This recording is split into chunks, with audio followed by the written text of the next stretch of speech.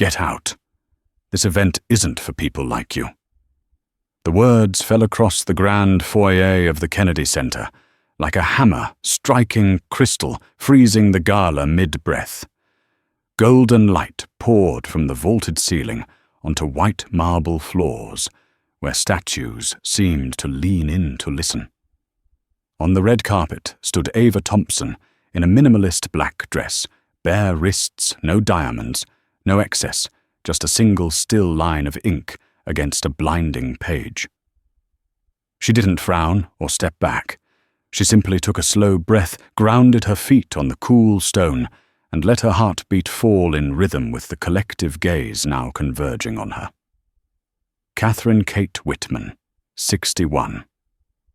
Her neck wrapped twice in pearls, and her perfume, as sharp and old as memory, stood poised on the first step of the grand staircase. She didn't shout. She conducted. Every word was sharpened, carved free of hesitation, hurled into the air like a blade, already knowing where to land. She raised a hand, a familiar motion, for a woman who still believed the stage belonged to her. The crowd parted, forming a tunnel of light that led straight to the brown-skinned woman standing motionless at its center.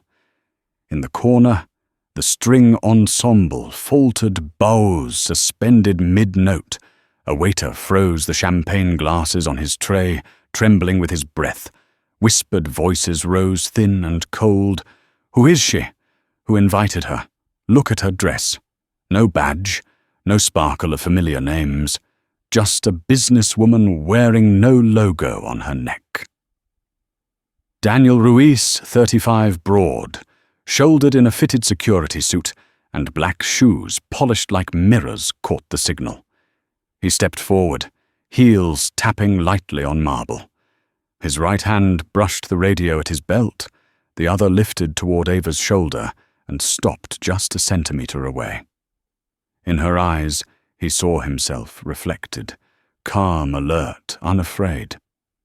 Something in that gaze made him pause, not out of fear, but instinct. Touching this woman, he sensed, meant touching the axis on which the entire room was turning. Ava listened to the whispers weave together like a rope tightening around a throat. Outwardly, she was solid stone. Beneath memories scraped and vanished, 22, standing outside a boardroom door while a secretary said, "Executive meetings are for senior staff only." 30 mistaken for an assistant, asked to bring coffee inside a company she owned. She counted her breaths. 1, 2. The past was foundation, not a leash. "You don't belong in this room." Kate pressed her voice, low but carrying. "This is power, not charity."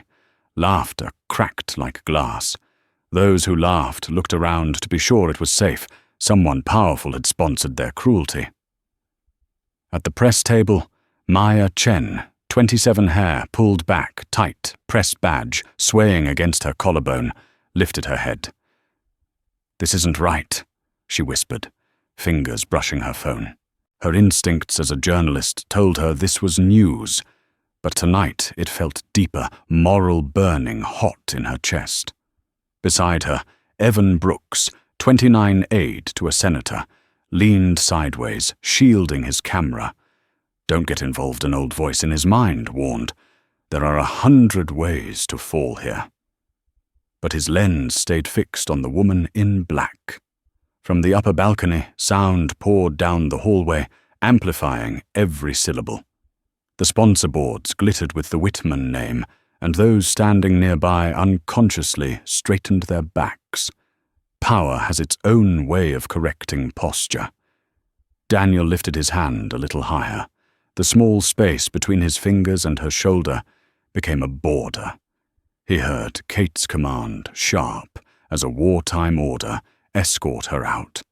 But he also heard the pause in the strings, the faint clink of glasses, the air pulling tight as if the room itself had stopped breathing.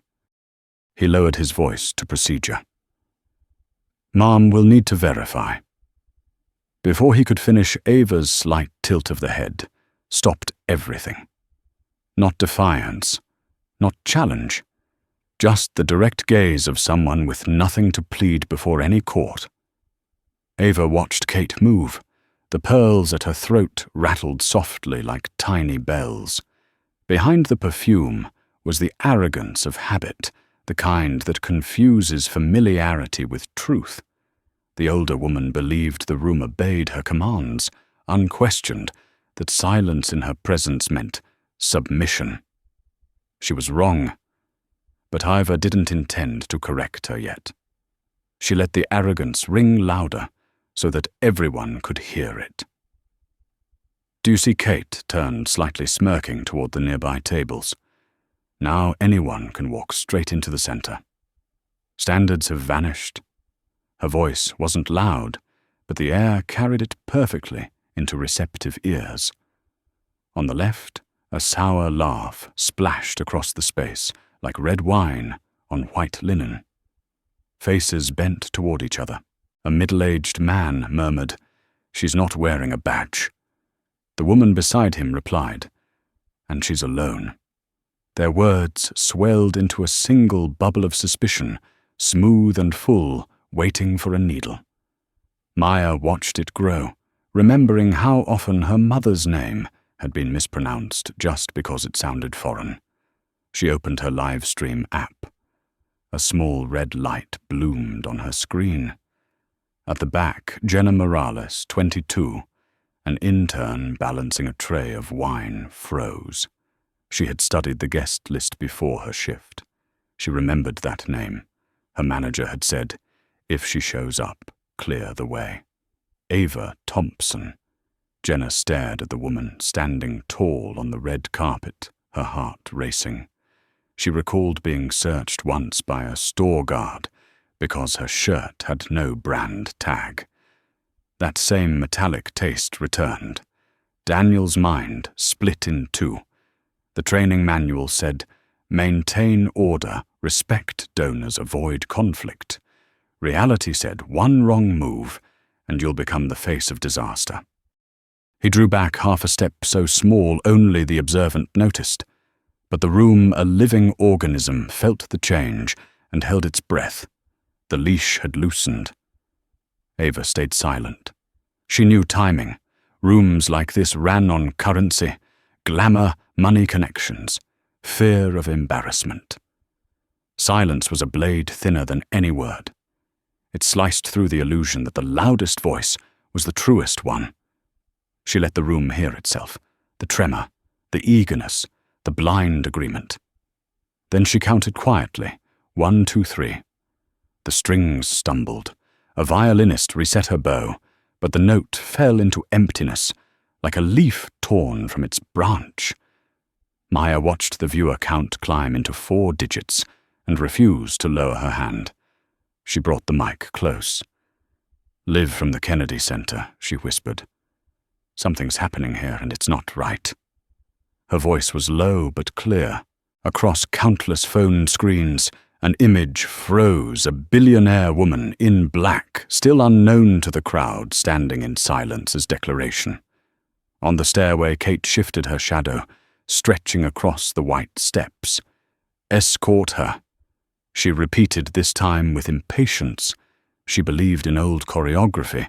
The accused panics, argues slips on one careless word.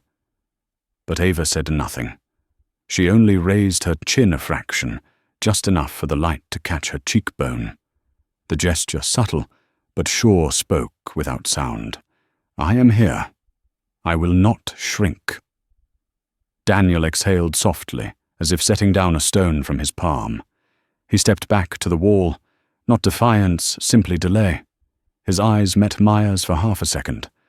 Both understood the best mirror for this room was itself. Evan, still half hidden behind a column, kept shooting. Each click folded another crease into tomorrow's story. Above them, crystal chandeliers trembled from vibrations invisible to the eye. Beneath the heart of the room, changed tempo, not from the music, but from awareness. The lines were shifting. The chairs, the names, the pearls all stayed in place. But power, the invisible thing everyone clung to, had slipped from the hand of the one who shouted loudest and was moving toward the one who stood still. Ava looked around at the marble, the stairways, the silent statues, all built to echo magnificence. She let her stillness echo louder. Deep inside, she heard the voice of 22, the voice of 30, every moment she had been dismissed, then the voice of now steady, full unshaken. When she lifted her gaze to meet Kate's, the murmurs receded like a tide. And in that new silence, everyone in the room understood this was no longer about who stayed or who left. It was a test of which side they would choose to stand on, and the price of that choice would be written right here beneath the dome of light. No one remembered when the music stopped, only that in the gilded air of the Kennedy Center, silence had become the dominant sound. Every gaze converged on a single point, the woman in the black dress standing on the red carpet, amid hundreds of extravagant tuxedos and gowns and the names that seemed to hold the Capitol in their hands. Ava Thompson still had not spoken a word. Catherine Kate Whitman took one step forward, light spilling over her pearls, so they glittered like frozen dew. Her voice, cold as metal, slid through the air. "This is not a place for fortune seekers to squeeze in, do you understand?" She did not shout. She spoke slowly, clearly, each word piercing like a needle.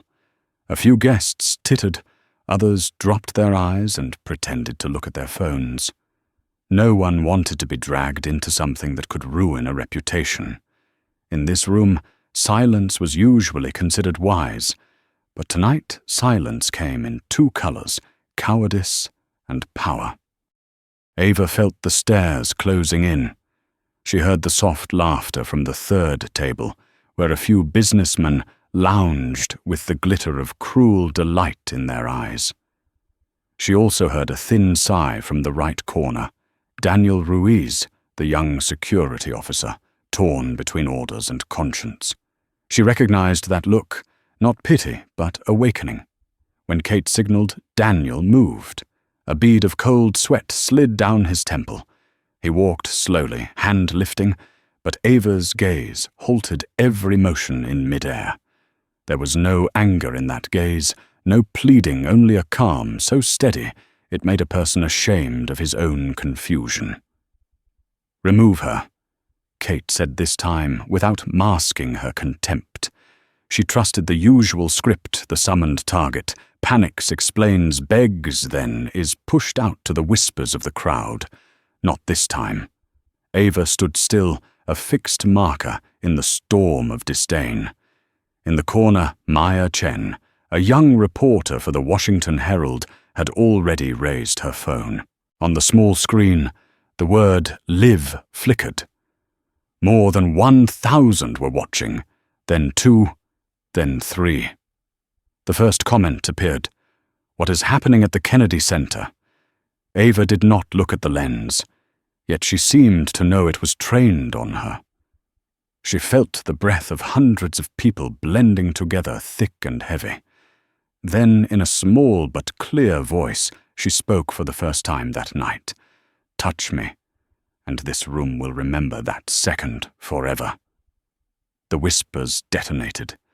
Some women's mouths fell open. Several men held their breath. Daniel froze his eyes, drifting to Kate as if asking for permission.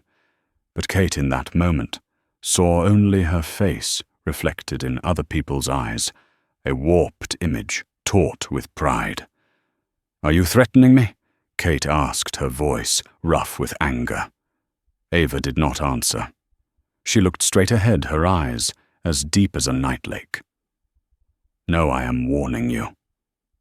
From the back came the scrape of chairs, the soft patter of glass on glass like rain.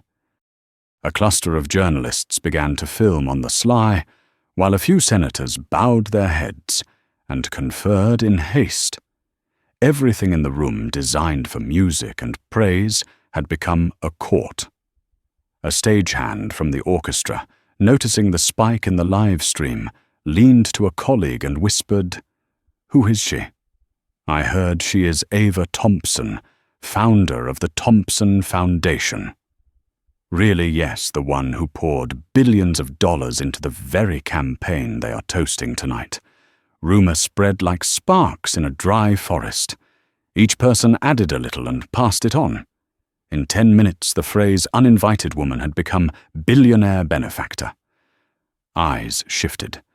The mocking laughter from earlier stalled and slid back down throats. Kate saw it. She arched a brow and let out a bitter laugh.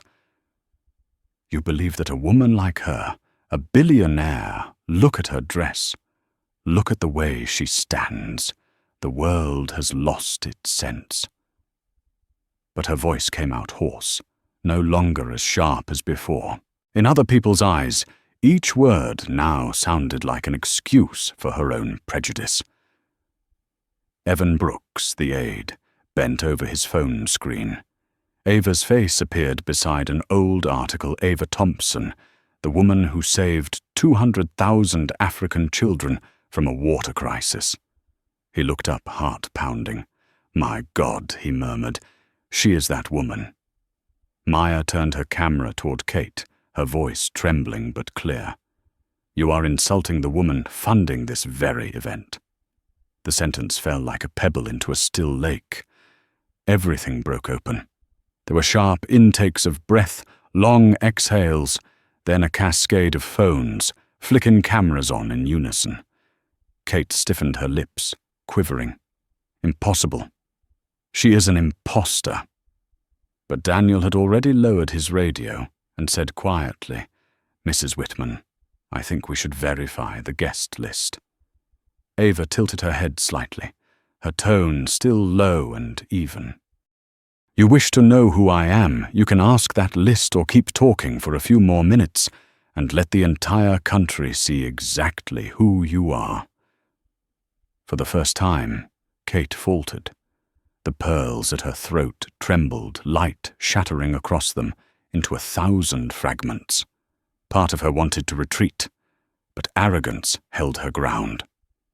From the middle rows, a young woman, Jenna Morales, an intern server, stepped half a pace forward, her voice shaking. "Her name is on the list first line." Every gaze snapped to Jenna. Kate whipped around, furious.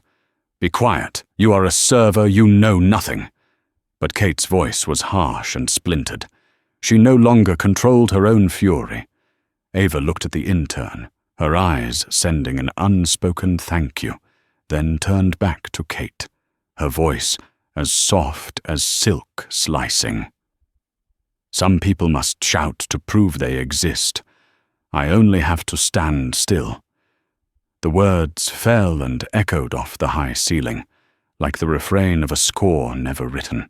For a moment, the room felt strangely sacred, as if everyone were witnessing something beyond power, beyond attire, beyond skin. A silver-haired man rose, Senator Robert Hale. His voice rang out firm and final. "Enough, Mrs. Whitman. You are shaming us all." The line was a cork pulled after too long. Scattered applause sounded ragged but real. Those who had been silent began to choose sides. Some bowed their heads. Some stood. And Kate, for the first time in years, had no words. Ava closed her eyes for a few seconds. She felt no joy and no triumph, only the quiet of someone long accustomed to battles that require no shouting. A thought rose gently within her silence, when held with enough resolve can become the sharpest spear. She opened her eyes. Maya was still live streaming. Daniel stepped out of position and moved aside. The hall seemed to stop breathing. Ava took a small step and spoke low, but clear. "I do not need anyone to defend me.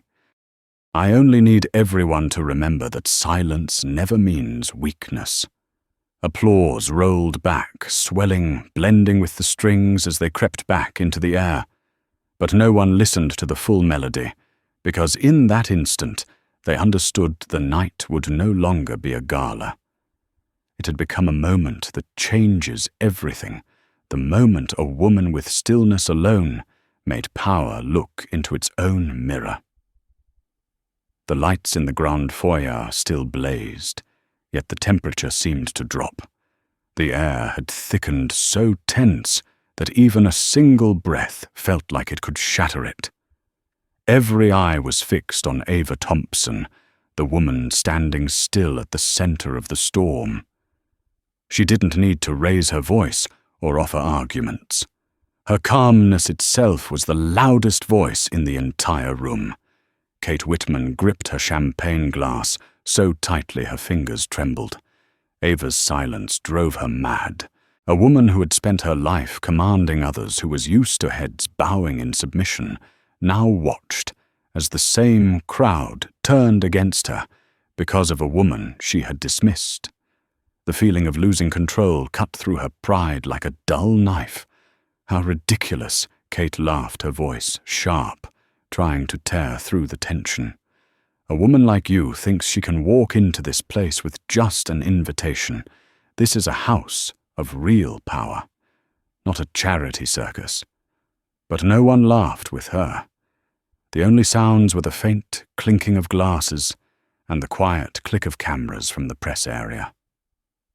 Daniel Ruiz still stood nearby, his eyes lowered.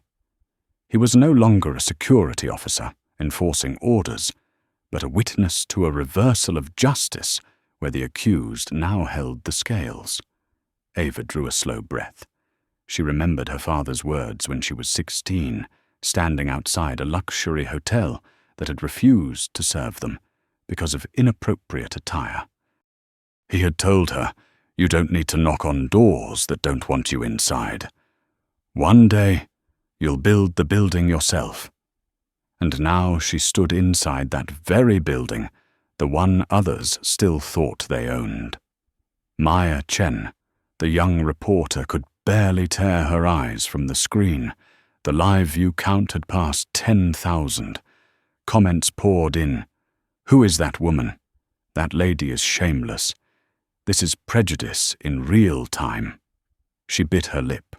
Part of her felt the thrill of witnessing history unfold, but deep inside was a quiet shame that it took a public humiliation for people to finally recognize someone's worth. In the front row, Senator Robert Hale leaned slightly toward his aide. He studied Ava for a long moment, then said softly, "You know, people think power lives in the voice, but it really lives in how we endure silence." Kate scoffed. "I find all of you pathetic. She just stands there, and you all crumble with emotion." Pitiful, but her words no longer rang out. They were hollow and harsh, like metal dropped on marble. No one answered. The crowd's indifference became a mirror, reflecting her own humiliation. Ava tilted her head slightly, looking around the room. Hundreds of faces. Some curious, some remorseful, some wrestling with the meaning of the word privilege. She wasn't angry, only tired. This scene was far too familiar. Through the years, she had faced hundreds of women like Kate Whitman, different faces, same gaze, the gaze of entitlement that never believed itself wrong. "You're bold, Kate," said her voice trembling now. "Do you think silence means victory?" Ava replied with a faint smile. "I don't need to win.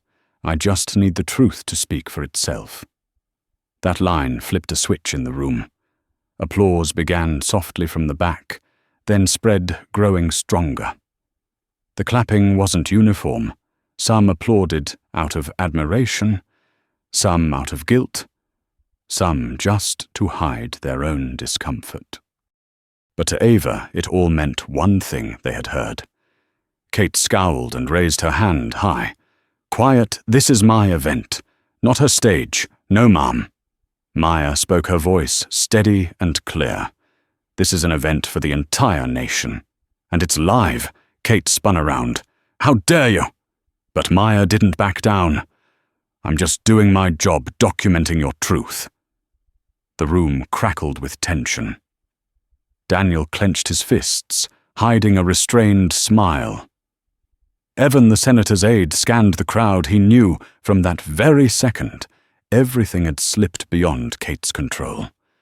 Ava turned to Daniel and gave a subtle nod, a silent thank you for not doing the wrong thing. He nodded back. In the roar of shifting power, that quiet moment of empathy reminded everyone that courage can begin with a single small step back. Kate wasn't finished.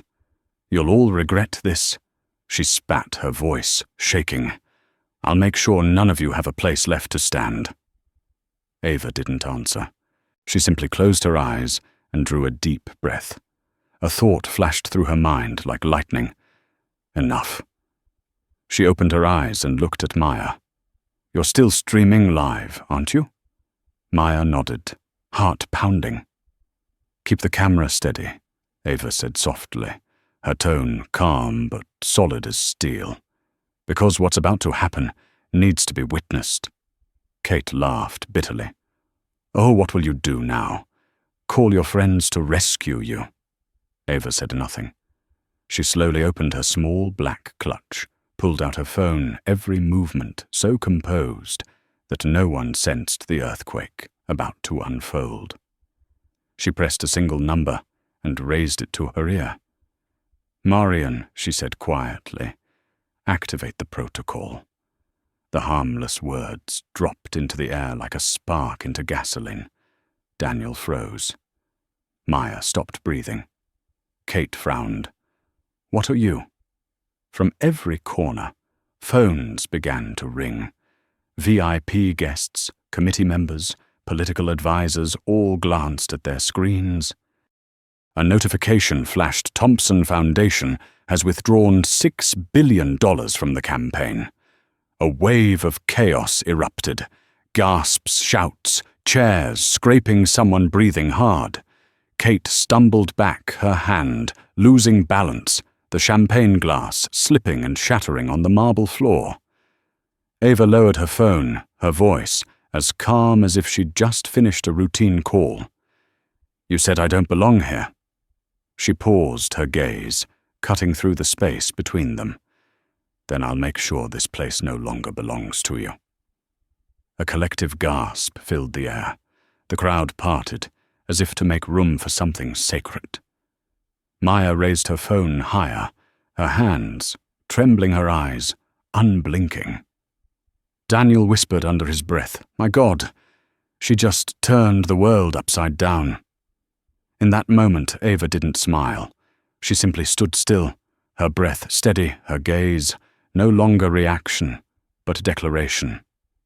Kate's face had gone pale. She tried to speak to her voice, breaking, You can't." "You've destroyed everything," Ava replied. "I've simply taken back what was mine." Cameras flashed.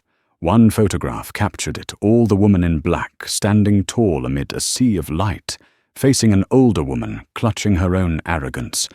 The image spread before anyone realized, becoming the symbol of a night when power changed hands. Somewhere in the room, someone whispered, "This isn't humiliation anymore. It's awakening." And as the orchestra's music rose once more, every note sounded like a confession. Silence, when deep enough, can bring down an empire. The room was no longer a ballroom. It had become a courtroom, where light replaced the judge, and silence was the gavel. Ava Thompson stood at the center without a microphone and without a cheering section.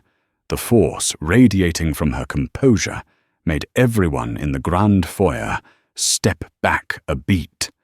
Kate Whitman staggered, her hand clenched around a glittering clutch as if it could keep her from collapsing. Her face was drained of color. Somewhere in the room she heard phones ringing and alerts piling up, then the horrified murmurs, breaking news: the Thompson Foundation has withdrawn all funding. $6 billion, is that real? It's confirmed. Senator Hale received the first notice. Kate reeled like someone yanked off a tower's peak. $6 billion, the figure her husband had bragged about in every closed-door meeting. That money was the financial heart of the campaign. They had joined the ticket that kept them inside the circle of power. And now, with a single phone call, it was gone, smoke under lights. She opened her mouth to speak, but what came out was only a rasp of air. "What did you do?" "You have no right, I do." Ava cut in her voice, smooth yet hard as honed steel. "I do because it is my money, and I choose not to feed prejudice with it." The sound was not loud, but it carried. The strings behind her fell silent. No score dared intrude on her words. Daniel Ruiz, the security officer, stayed at the edge of the room watching. His throat tightened with a feeling he would not call pride, but it was close. He remembered the moment he almost pushed this woman toward the door, and if he had, he would have become part of a shameful history. Now he saw her standing there, solitary yet unshakable, and understood that no one is born to be taken outside just because others refuse to look closely. At the press corral, Maya Chen kept the camera steady. The live audience leapt past 500,000. Comments fell like rain. Is she really the one pulling the funding? This is justice in real time. I am watching history happen. Kate snapped toward the head table where the donors sat in silence. "Gentlemen and ladies, you will not allow this to continue, will you?" No one answered. A man only glanced at her and lowered his head. A woman squeezed her husband's hand and gave a slight shake. That silence was a sentence. Ava did not look at them.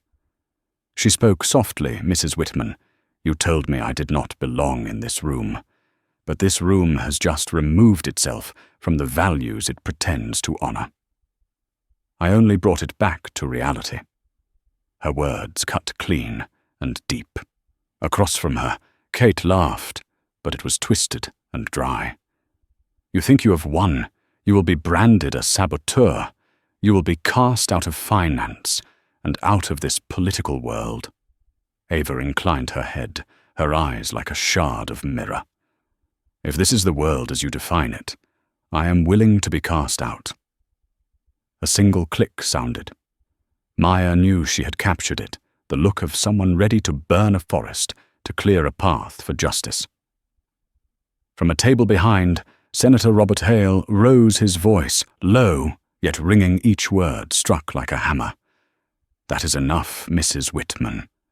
You have turned this entire event into a farce, and if what you fear is loss of face, then congratulations, it has happened." Whispers spread.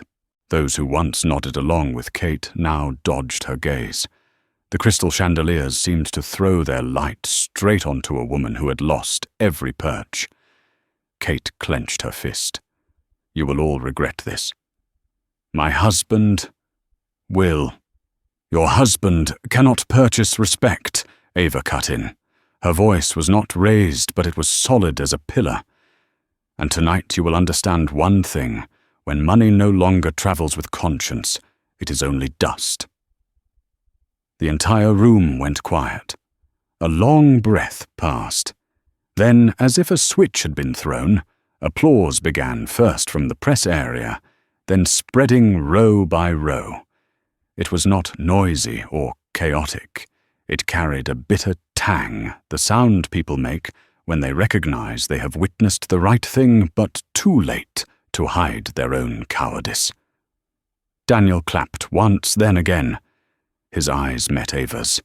She nodded not as thanks, but to say we have learned something about ourselves. Kate turned away and tried to walk, but her steps wobbled. Each heel strike on stone sounded like the final counts of a vanishing rain. Near the door, she spun back and shouted, "You think you can destroy everything with one phone call? You will regret this. You have pushed yourself out of this world." Ava watched her and murmured, "No, I have just created a new world." Kate stopped as if frozen. She looked around and saw every phone pointed at her. One photo, one short clip, anyone could turn this instant into an emblem. She understood that even if she left the room, Ava's voice would remain echoing in every broadcast, every headline, every conversation.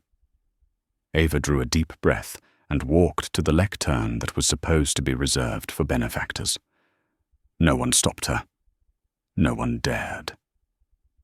She laid her palm on the dark wood, feeling the cool seep into her skin, the same sensation as the morning she signed the biggest contract of her life. Back then, she thought power was the ability to make people listen. Now she understood that real power is when your silence forces an entire room to look into its own guilt. Her voice carried gentle yet piercing. In this room, so many have spoken of humanity and fairness and equality, yet when a woman of color crossed the threshold, all those words flew away on the first breath of prejudice. You do not need to bow to me. Bow to your own conscience. Everyone was still. No one dared meet her eyes. Maya swallowed. She knew this was not a speech, it was an indictment. Mrs. Whitman Ava continued her gaze, fixed on the door where Kate still stood, numb. You said this was a place of real power. Look around what power still stands with you. Not money, not status, not fear. You are left with only your own voice, and it is betraying you. Another wave of applause rose stronger and louder, a tide swallowing the last scraps of pride. Kate's shoulders collapsed. She staggered away from the doorway, leaving behind a sound she would never again hear aimed at her. Ava stood there, the lights catching her cheekbones so they gleamed like marble. She did not smile, and she did not weep. She only whispered, "Justice does not need a shout. It only needs to be seen." For a heartbeat, the room seemed to freeze. Then someone began to cry. The small, choked sob was real, and it pulled other sighs with it, a penitent chorus from people who had been silent too long. As Ava stepped down from the lectern, Maya followed with her lens, hands shaking. She knew she had captured not just news, but a turning point. In a corner, Daniel slipped off his earpiece and watched the silhouette of the woman leaving the lights. He thought he might never again see someone so quiet make the world so loud. Outside the glass doors, a spring rain began. Each drop was light and clear, reflecting the gold glow. And in that rain, Ava Thompson walked forward, not a victor and not a victim, but the emblem of something simple and undeniable. That dignity, when guarded with composure, can bring down empires built on arrogance. The news exploded like a wildfire through dry forest. Less than 10 minutes after Ava Thompson stepped away from the podium, dozens of major newspapers released the same headline, "Black Billionaire withdraws $6 billion from campaign live at the Kennedy Center Gala." A moment that redefines power Ava Thompson and the confrontation that made America look in the mirror. In the room that once symbolized influence, those who remained were still in shock. The crystal light still glowed, but now they fell on faces stripped of their confident masks. The mingling scents of champagne perfume and smoke thickened into something suffocating, the lingering trace of a dream that had just collapsed. Kate Whitman slumped into a chair, trembling hands pulling it closer to the wall. The applause still echoed in her head, a thunder meant for the very woman she had humiliated. Her fingers clutched a fresh glass of champagne, grasping for the familiar illusion of control, but all she felt was cold and hollow. Impossible, she muttered, her voice cracking. One phone call. Just one call destroyed everything. But across the room, no one was paying attention to her anymore. They were on their phones, calling, texting, whispering not about Kate Whitman, but about Ava Thompson. Maya Chen still stood, frozen phone in hand, feeling as though the earth itself was trembling. Over 1 million viewers were now watching the live stream, thousands of comments cascading without pause. She actually did it. This is history. A woman turning humiliation into revolution. Daniel Ruiz stood beside Maya, eyes fixed on the door where Ava had disappeared. He had never seen anyone walk like that. Not hurried, not slow, but with just enough pace to make everyone realize she was not fleeing. She was leaving on her own terms. She knew exactly what she was doing, Daniel said quietly. And she knew. She just taught us all a lesson. Maya looked at him, her eyes still glistening. A lesson about what? About the power of silence, he replied. And the price of arrogance. Outside the Kennedy Center, luxury cars began to pull away one by one. But no one was laughing anymore, no one taking pictures. A small group of young guests huddled under the awning, phones in hand, watching the video spreading like wildfire. They replayed the moment Ava spoke, not shouting, not angry, simply saying, "I don't owe you my defense." That line had now become a trending hashtag, "I don't owe you my defense." Inside, Kate was unraveling. She dialed her husband's number, but no one answered. Each ring tightened her chest a little more until a message appeared on the screen. "Don't call. Emergency meeting. The press already knows. Let me handle it." The phone slipped from her hand and hit the cold marble floor with a sound like a final verdict. Senator Robert Hale, the man who had stood up for Ava, watched her with a mix of pity and disappointment. "Mrs. Whitman," he said, his voice rough but steady. "People don't lose their honor because they're insulted. They lose it when they can't recognize when they've insulted someone else." Kate lifted her head, her eyes red. "You don't understand. She destroyed everything just to get even." Robert shook his head slowly. "No, Ava didn't retaliate. She simply reclaimed what you never deserved: respect." Kate laughed harshly, the sound sharp as breaking glass. "Respect? That woman thinks she can teach me about respect." "Exactly," Robert said, "and perhaps that's what hurts the most." The words struck her like a slap. She turned away, tears spilling not from remorse, but from the realization that for the first time in her life she controlled nothing. In the hallway, Ava paused beside the glass doors. Rain outside streaked down the panes, reflecting her silhouette. Tall, steady, her dark coat framing tired, thoughtful eyes.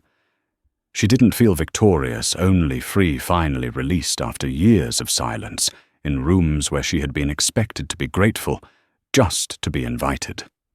She remembered being 22 the first time she sat in a board meeting, and someone said, "Great idea, but maybe have someone else present it so it sounds more professional."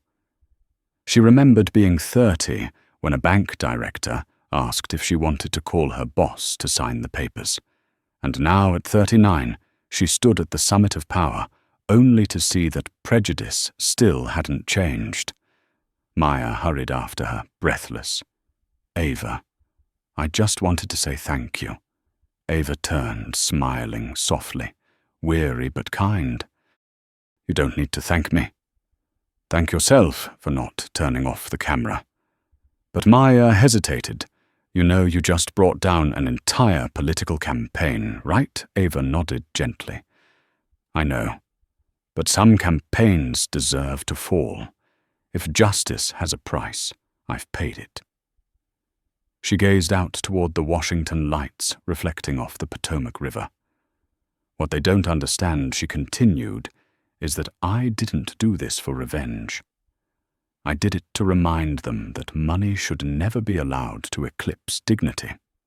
Maya lowered her phone and no longer recording. In that moment, she only wanted to be a witness, not a reporter. "Do you regret it?" she asked. Ava smiled. "I regret being silent for too long. Yes. But tonight, no."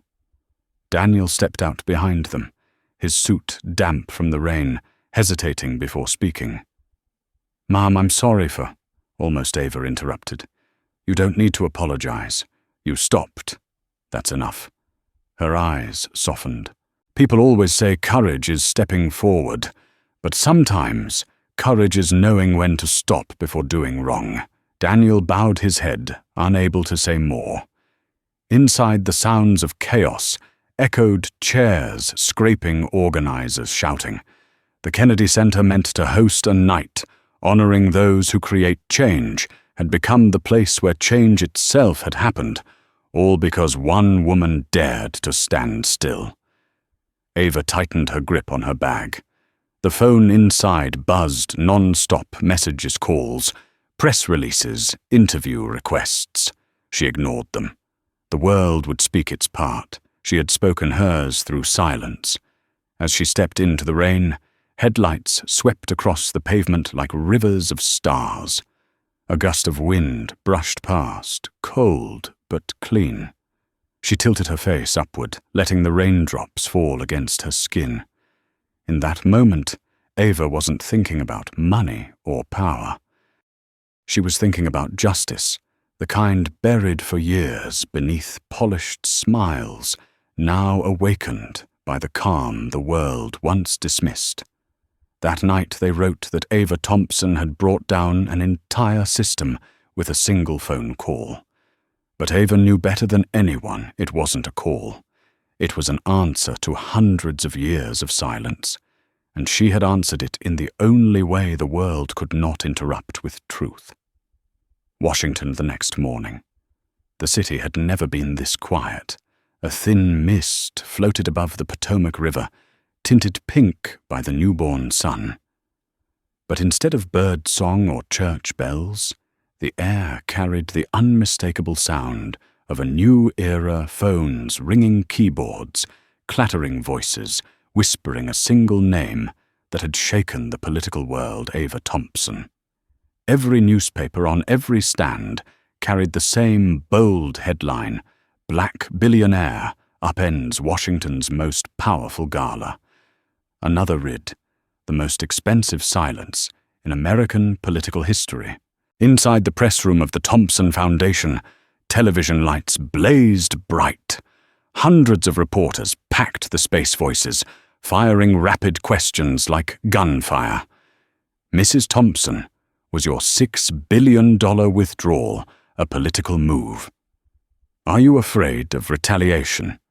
Do you plan to reinvest in another campaign?" But Ava wasn't there. She didn't need to be. She had said everything that needed to be said the night before, not with a microphone, not from a podium, but through action. At the Foundation's main office, her staff worked in an air of pride, mixed with tension. Every phone call, every email carried the same question: will she speak? The meeting room door opened. Ava entered. She wore a crisp white shirt, no makeup, no jewelry. Her face was calm, only her eyes showed the faint shadow of fatigue. The whole room rose to their feet. "Sit down," she said softly. "We have work to do." Claire Newman, the communications director, handed her a thick folder. "The press is demanding an official statement.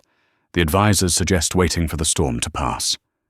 Ava flipped through the pages, her voice steady and low. "They're mistaken. I don't wait for the storm to pass. I am the storm." The words stilled the room. Claire smiled faintly, a mix of worry and admiration. Ava looked around, her gaze calm but full of conviction. "Last night we didn't just withdraw $6 billion. We withdrew our complicity from a system that forgot human dignity. If they ask whether I regret it, the answer is no. We don't do this to be liked. We do this to be respected. A young employee hesitated. But they're calling you the woman who destroyed the biggest campaign in the country. Ava's lips curved slightly. Sometimes to plant justice, you have to burn the old field. Across the city, Kate Whitman sat in her husband's law office, staring at the screen where headlines flickered non-stop, everyone showing Ava under the spotlight, while Kate's face was frozen mid-yell. Pearls snapped from her neck. "Oh God," she whispered. "I only said a few words." Her husband's lawyer looked up. "You didn't just speak. You ordered a black woman out of the Kennedy Center in front of dozens of journalists. You turned a fundraiser into a lesson on privilege and prejudice." "But I didn't mean to." "You don't have to mean to. The video already speaks for itself." Kate's shoulders sagged. In her mind, the applause from the night before still echoed applause she once believed was for her, now the victory song of someone else. In a small cafe on the east side of Georgetown, Maya Chen sat with Daniel Ruiz. Both were still struggling to believe they had witnessed history. "Do you think she knew what would happen?" Maya asked, her voice hoarse after a sleepless night. Daniel nodded slightly. She knew. Everything in her eyes last night looked like someone who'd been preparing for that moment her whole life. "And do you think this will change anything?" Maya pressed. Daniel looked out the window at the newspapers, selling out all bearing Ava's face. "If it doesn't change the system," he said, "it'll change people. And that's enough to start." That afternoon, Ava stood alone in the Foundation's main conference room. Sunlight filtered through the glass, splitting her face into light and shadow. On the giant screen, hundreds of messages and emails poured in from around the world. "Thank you for reminding me that dignity still has worth. I watched your video with my daughter. She asked, 'Mom, why do they hate her just because she's different?' I didn't know what to say, but I cried. Last night I chose silence. Today I choose to speak." Ava read every line, her heart trembling. She was used to success, but never to genuine gratitude. Claire entered, holding a stack of papers. "Ava, CNN, once you live tonight. The whole world is waiting for your statement." Ava was quiet for a moment, then said, "No, I won't speak on television. My next action will do the talking." She lifted her head, her eyes steady once more. "Prepare the list of medical education and social justice funds that need investment. The $6 billion isn't gone. It's just changing direction." Claire's eyes widened. "You want to make it public now?" "No," Ava said slowly. "We don't need noise. They already have enough noise. What this world is missing is silent action." That night, the windows of Ava's apartment overlooked the glittering city. Her phone rang constantly, but she didn't pick up. She poured herself a glass of red wine and played her favorite jazz record. On the table, a newspaper lay open, her photo framed in light. The headline below it read, "The woman who made the Kennedy Center kneel before justice." Ava looked at the image and smiled softly. "No," she whispered to herself, "I didn't make anyone kneel. I just made them face the mirror." Outside, the city buzzed, but in her apartment, only music filled the air, blending with the thin rain tapping the glass. Ava closed her eyes and leaned back. It wasn't triumph she felt, but peace after the storm. One thought drifted through her mind, quiet yet bright. Silence is not weakness. Silence is the slow fire that burns beneath the surface, and when the moment comes, it consumes every lie wrapped in silk. That night, Ava Thompson did not sleep, but for the first time in years, she didn't dream of standing outside the door. She dreamed of the door opening, and in that light no one was ever asked again, whether they belonged. 3 days later, Washington was still trembling from the aftershock. From the Capitol building to small cafes along quiet streets, the name Ava Thompson had become inescapable. People argued, praised, condemned, and admired her, but whether they loved or hated her, they all had to talk about her. The night at the Kennedy Center had become more than an event. It had become a symbol. In the closed conference room of the National Campaign Committee, the air was thick as smoke. Dozens of people in suits sat around a long table, the light above them exposing faces drained of confidence. At the head of the table, Senator Grant Whitman, Kate's husband, slammed his hand down hard on the wood. She destroyed a decade of work with one phone call. Do you understand? No one answered. The only sound was the soft murmur of cell phones where breaking news updates flashed. President halts all fundraising activities linked to Whitman Group pending investigation. Grant took a deep breath, his eyes bloodshot from sleepless nights. I want to strike back. I want them to see Ava Thompson isn't some saint. We'll dig up her past, every deal, every flaw, every rumor. His senior advisor, a man with graying hair, spoke in a low voice. With all due respect, sir, anyone who attacks Ava Thompson now will be seen as siding with racism. This has gone beyond politics. It's about morality. The words made Grant freeze. He looked around the room. The people who once bowed to his orders now avoided his gaze. A whole empire of power had begun to crumble, not from financial collapse, but from the loss of legitimacy. That afternoon at the Thompson Foundation's media center, dozens of journalists gathered. Maya Chen, now a sought-after name, sat in the front row.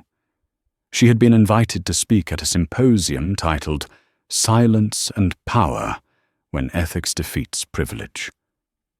Under the bright stage lights, her black hair tied neatly back, her face still carried the emotion of that fateful night. 3 nights ago, Maya began, I stood at the back of a room and recorded a video.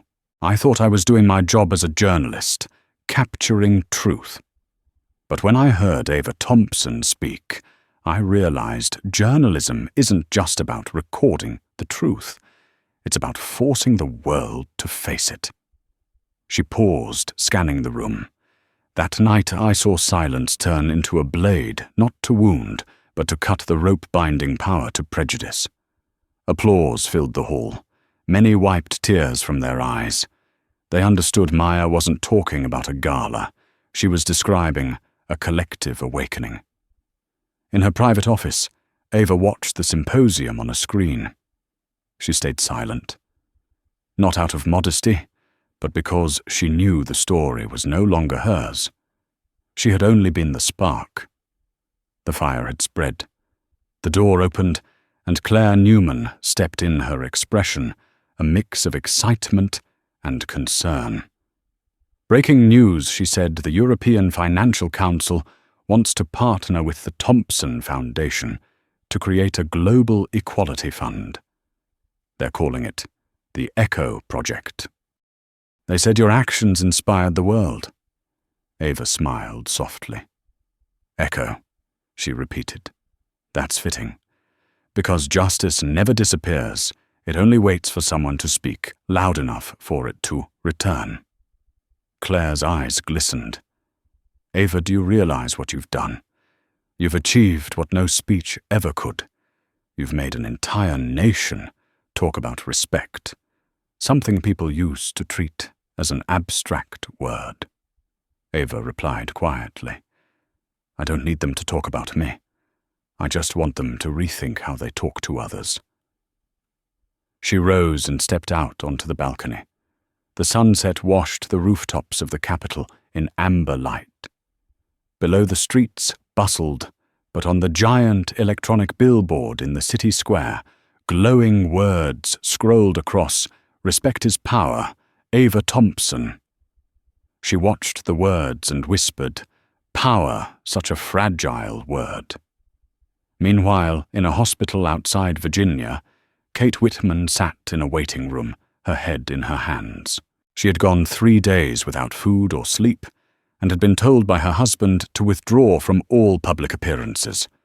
Through the half-closed door, the doctor's voice was calm but firm. Nervous exhaustion, extreme stress. She needs to avoid the media for now.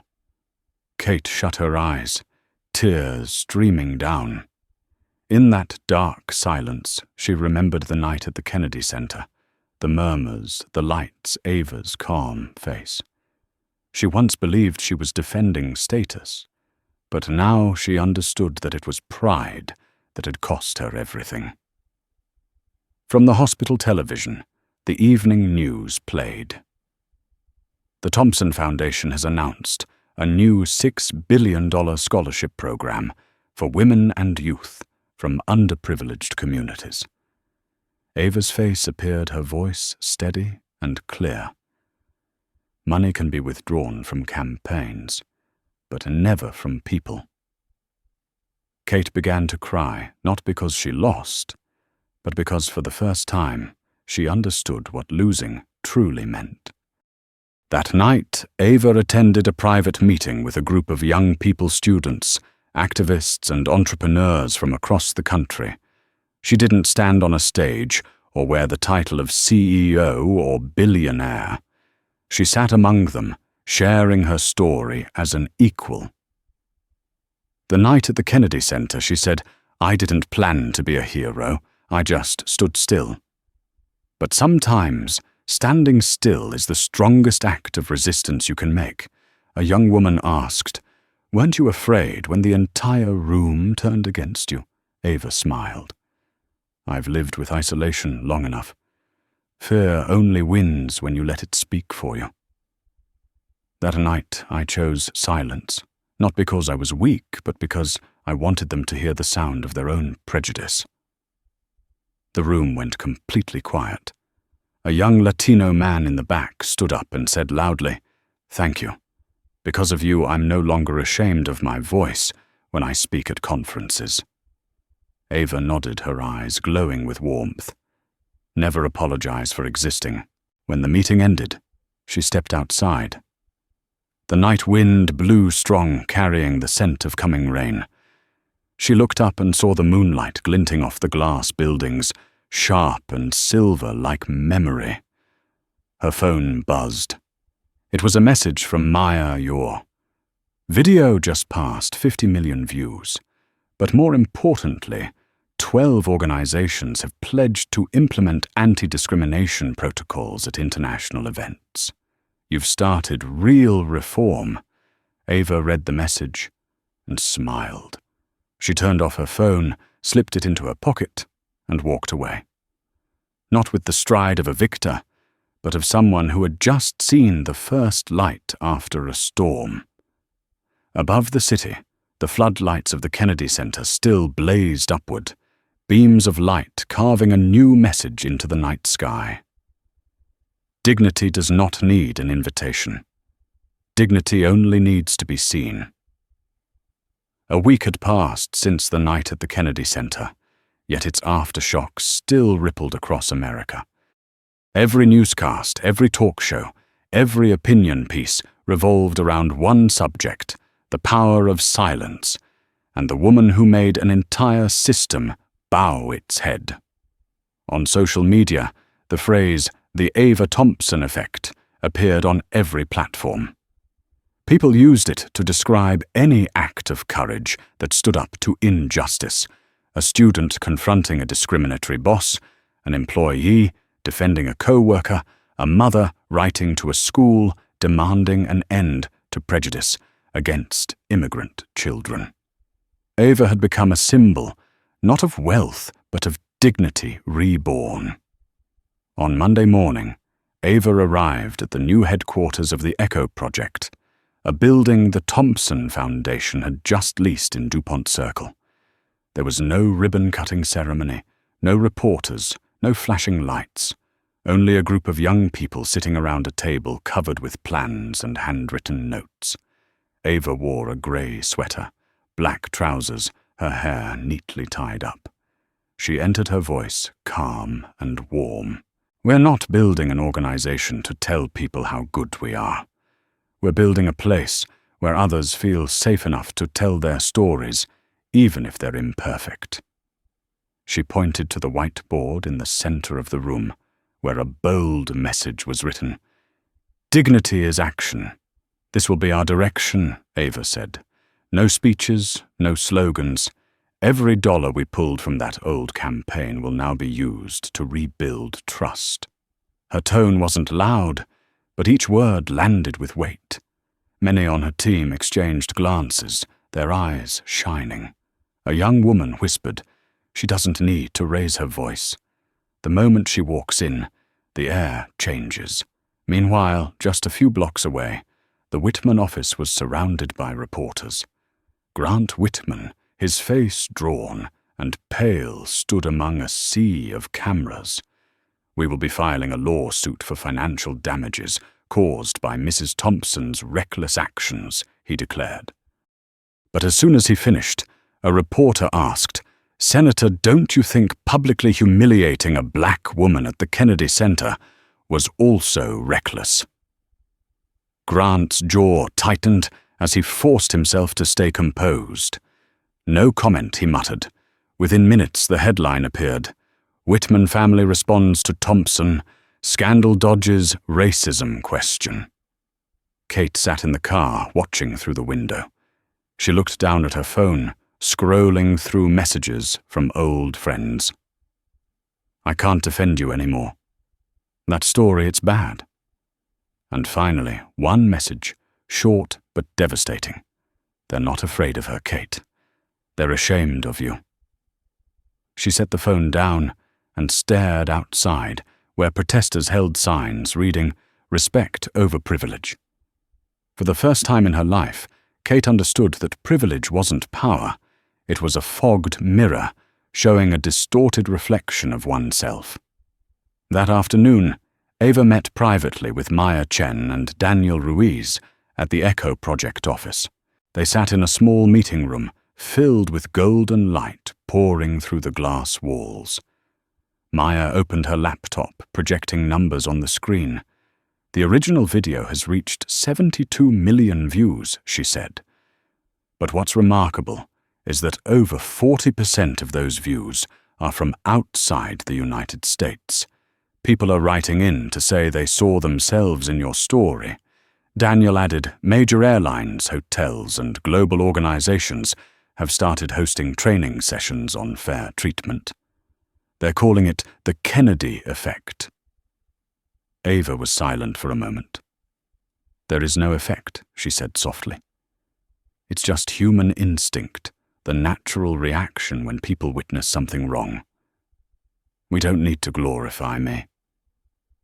Let's turn that emotion into responsibility." She stood and looked out the window. The traffic on Connecticut Avenue shimmered like a river of silver. "I don't want to be remembered as the woman who withdrew $6 billion, she said. "I want to be remembered as the one who reminded the world that dignity has no price." Maya looked at her with admiration and emotion. "You know, Ava," she said that night, "you made me believe one person could redefine power just by standing still." Ava turned her smile gentle but deep. "No, Maya. I wasn't standing still. I was standing in the right place." At the same time in New York, the Evening Financial News delivered a headline that sent ripples through the global market. Echo Project signed $6 billion international partnership focused on education and social equity. The anchor continued, "Experts are calling it the largest redistribution of soft power in a decade.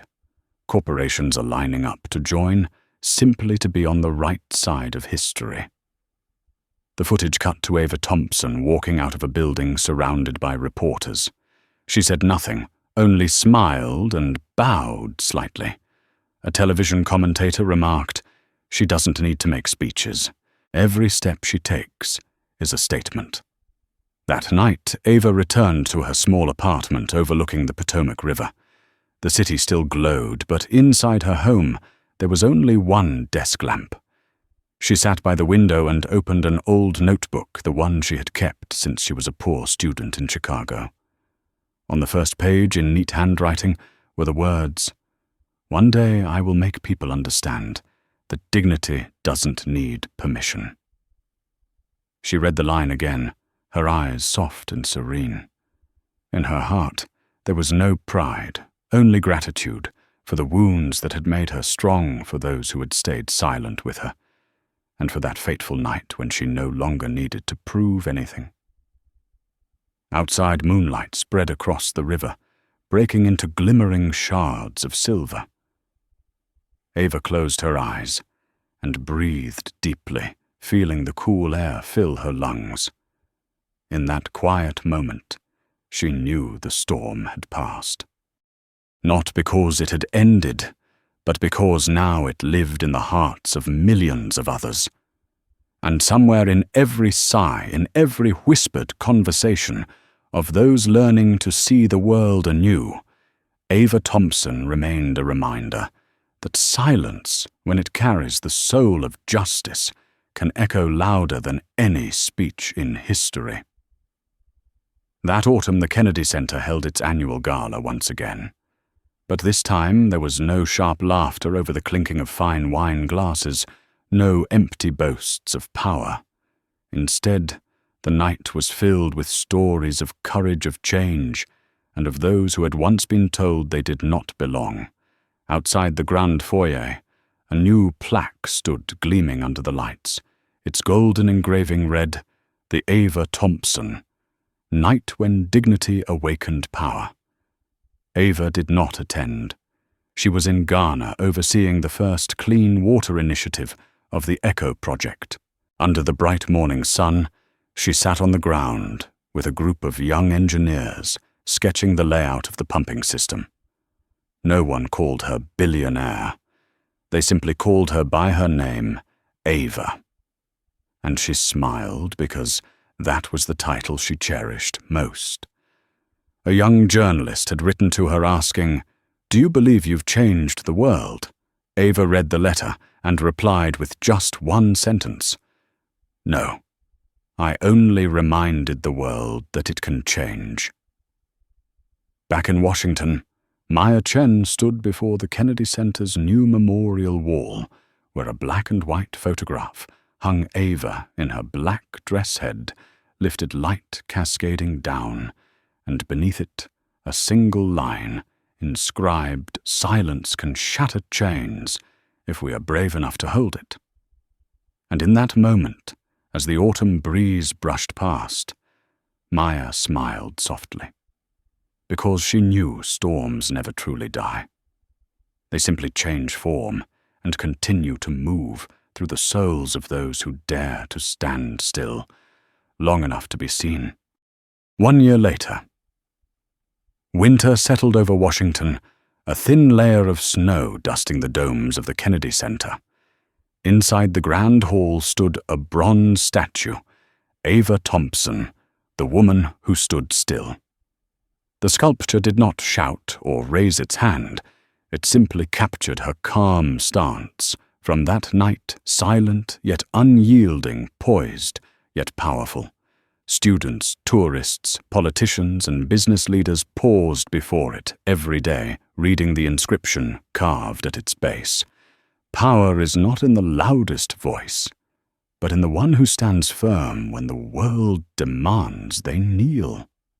Far away, Ava sat on the wooden porch of a small house in Nairobi, watching the sun sink behind golden hills.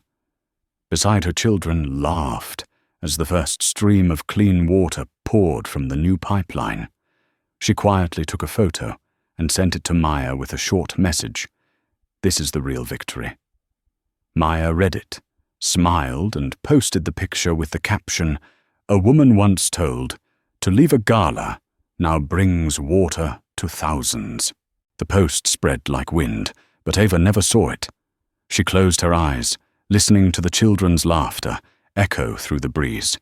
Here there were no cameras, no applause, no flashing lights, only peace, the one reward worthy of a woman who chose to stand still to change the world. From the perspective of a scholar in ethical leadership and social transformation, Ava Thompson's journey is not merely a story about power or fame. It stands as proof of a deeper truth. Silence is not weakness. It is the language of those who know their worth and choose the right moment to make the world listen. She did not triumph through shouting, but through dignity, and in doing so, she redefined what true strength means. If you believe that dignity and justice still hold value in this world, click like to help spread that message. Don't forget to subscribe so you can continue exploring stories where ordinary people create extraordinary moments. And leave a comment with a simple phrase, a reminder for us all: keep your dignity.